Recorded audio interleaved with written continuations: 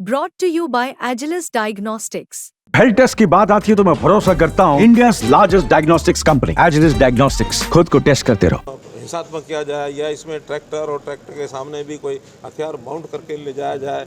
अच्छी बात यह है कि उन्होंने उसके लिए अपने आप हरियाणा को ने डिमांड की है, उसके बदले में पंजाब ने चंडीगढ़ ने कहा कि हमको इसके बदले में 10 की बजाय 12 एकड़ ज़मीन चाहिए। तो बात है कि बाप बेटा जो आप लोग कटाक्ष करते हैं अक्सर, उन्होंने कहा कि हम स्वतंत्रता संग्राम से जुड़े हुए व्यक्ति हैं, मेरे पिताजी स्वतंत्रता सेनानी रहे। होगा अगर ये बापू बेटा की पार्टी जो हम कहते हैं लगातार उससे वो नहीं हटते हैं और अडिग रहते हैं, हमें उसकी हानि नहीं है। 6 दिसंबर को किसान जा रहे हैं सर दिल्ली बिना वाहन के, उन्होंने कहा है कि हम दिल्ली जाएंगे 6 दिसंबर को। देखिए, शांतिपूर्वक किसी प्रकार का कोई प्रदर्शन करना ये हर किसी का एक मौलिक अधिकार है, कहीं कोई आपत्ति नहीं है। विषय इतना ही है कि किसी प्रकार का ऐसा प्रदर्शन नहीं करें कि कोई प्रदर्शन को ऐसा हिंसात्मक किया जाए या इसमें ट्रैक्टर और ट्रैक्टर के सामने भी कोई हथियार माउंट करके ले जाया जाए। अच्छी बात यह है कि उन्होंने उसके लिए अपने आप स्वीकार किया है कि हम ट्रैक्टर और उसके साथ आगे जो बांध करके हथियार बांधने वाले जो बात थी उसको विदा करते हैं, उसके अनुसार नहीं जाएंगे।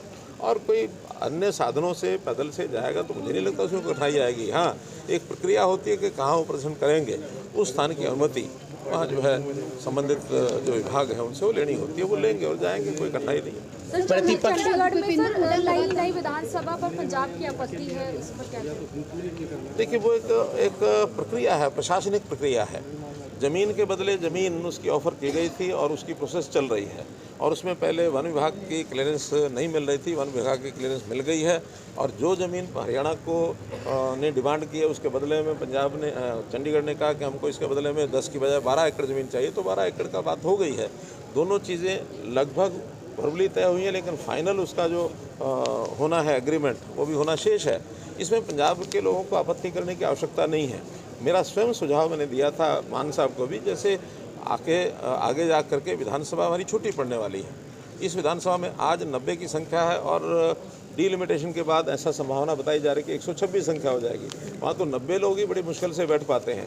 पंजाब को भी अगर लगता है कि उनको भी कोई भवन विधानसभा आदि नई बनानी है, उनको भी ऐसा कोई ज़मीन चाहिए, तो चंडीगढ़ में ज़मीन बहुत है, बदले में वो साथ में लगता है उनका मोहाली है अथवा अन्य एरिया है, उसमें बदले में वो दे सकते हैं। तो कोई प्रोसेस करते हैं, ये एक म्यूचुअल एग्रीमेंट के नाते से है। कोई फ्री में ज़मीन नहीं ली जा रही और ना ही कोई ज़मीन का ऐसा विषय है कि चंडीगढ़ एडमिनिस्ट्रेशन के साथ कर नहीं सकता।